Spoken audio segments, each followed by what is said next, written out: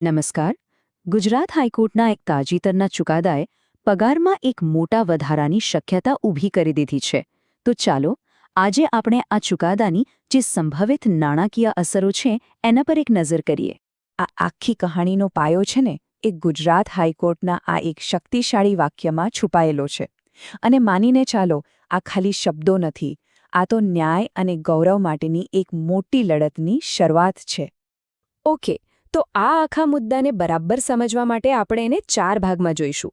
સૌથી પહેલાં તો એ જાણીશું કે આ કાર્યકરો કોણ છે અને એમનું કામ કેટલું મહત્વનું છે.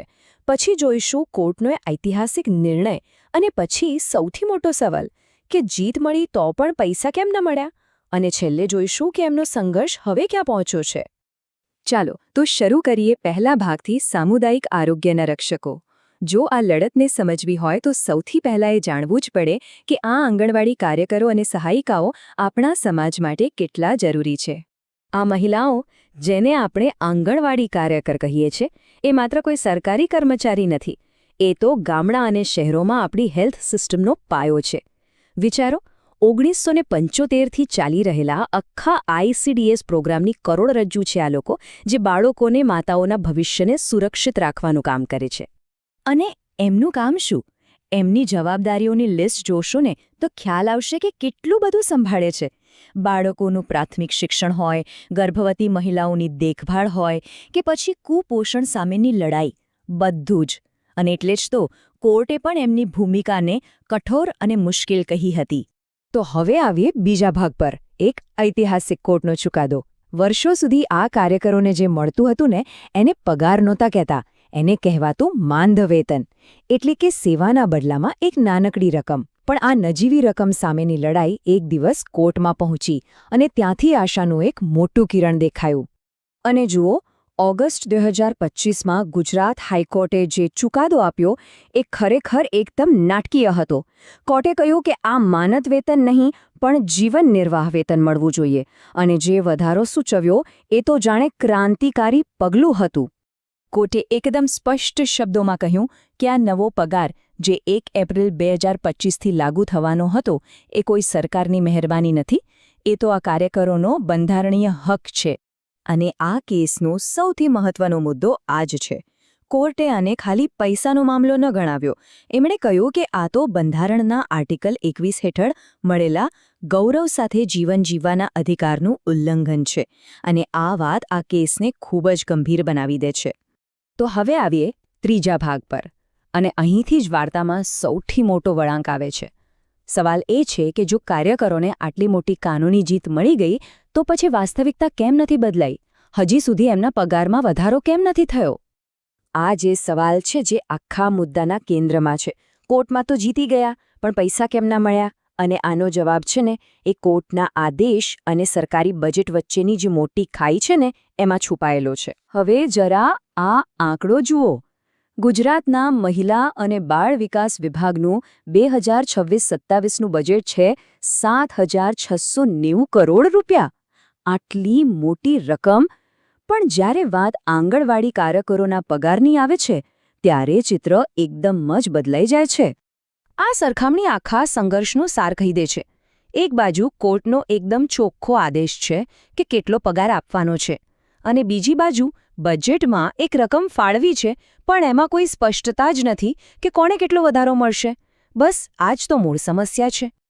હવે આવે છે ચોથો અને છેલ્લો ભાગ, કોર્ટરૂમથી રસ્તાઓ સુધી. જ્યારે સિસ્ટમમાંથી કોઈ જવાબ ન મળ્યો ત્યારે આ કાર્યકરોએ નક્કી કર્યું કે હવે લડાઈને મોટા સ્તરે લઈ જવી પડશે. એમની માંગણીઓ હવે માત્ર ગાંધીનગર પૂરતી નથી પણ દિલ્હી સુધી પહોંચી રહી છે.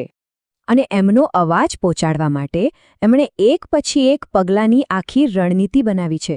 જાન્યુઆરીમાં કલેક્ટરોને આવેદનપત્ર આપ્યા, પછી ફેબ્રુઆરીમાં દિલ્હીના રામલીલા મેદાનમાં એક મોટી રેલી કરી, અને એ પછી સરકાર પર દબાણ વધારવા માટે જંતર મંતર પર પણ પ્રદર્શનનું આયોજન કર્યું. આ બતાવે છે કે તેઓ હાર માનવા તૈયાર નથી. અને આ આખી વાત આપણને એક બહુ મોટા સવાલ પર લાવીને મૂકી દે છે. જ્યારે દેશની કોર્ટ કોઈને જીવન નિર્વાહ વેતન આપવાનું વચન આપે પણ સરકાર એને ચૂકવે નહીં, તો એ વચન પૂરું કરાવવાની જવાબદારી કોની? આ સવાલ ખાલી આંગણવાડી કાર્યકરોનું નથી, પણ આપણા ન્યાયતંત્ર અને શાસન વ્યવસ્થા વચ્ચેના સંબંધ પર પણ એક મોટું પ્રશ્નાર્થ ચિહ્ન ઊભું કરે છે. પણ એક વાત સમજવી ખૂબ જ જરૂરી છે. આ જે પણ આંકડા છે ને એ માત્ર અંદાજ છે, પ્રોજેક્શન્સ છે. આ વધારો તો ત્યારે જ શક્ય બને જો ચુકાદાની બધી જ શરતોનો સંપૂર્ણપણે અમલ થાય. એટલે કે આ એક શક્યતા છે, કોઈ પાક્કી ગેરંટી નથી હો. ઓકે, તો હવે સીધા મુદ્દા પર આવીએ. આંકડા શું કહે છે? ચાલો જોઈએ કે આ સંભવિત વધારો આખરે કેટલો મોટો હોઈ શકે છે. તો અંદાજ એવો છે કે ઓછામાં ઓછો મિનિમમ 30% વધારો તો થઈ જ શકે છે. આ છે એની સૌથી નીચલી રેન્જ. અને વાત કરીએ હાઈએસ્ટ રેન્જની, તો એ 50% સુધી પણ પહોંચી શકે છે.